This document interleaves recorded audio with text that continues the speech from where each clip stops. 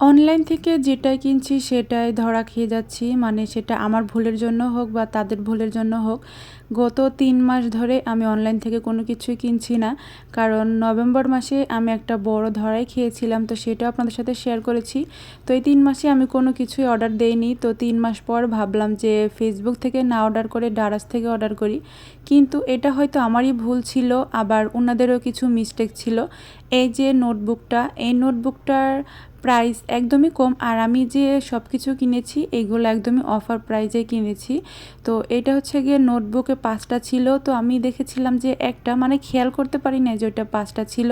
তো এত ছোট ছিল সেটা আমি কখনোই আশা করি নাই, যদিও এটা আমার ভুল, কারণ আমি ভালো মতো করে দেখি নাই, কারণ যেহেতু অফার প্রাইস সময়টাও অল্প সীমিত ছিল, তো এর জন্য আর কি তাড়াহুড়ো করেই হচ্ছে এটা অর্ডার দিয়েছিলাম। আর এটা ছিল হট ওয়াটার ব্যাগগুলা, তো এটা বাদই দেই। আর সাথে ছিল হচ্ছে গিয়ে এই ডোমসের এই গ্লিটারগুলো আর কি। তো এইটা পরবর্তীতে কি কাজে লাগাবো সেটা আমি নিজেও জানি না, কিন্তু অর্ডার দিয়ে ফেলেছিলাম। আর এই তো এটা হচ্ছে একটা নোটবুক, এই নোটবুকটাও ভালো, আমার কাছে ভালো লেগেছে।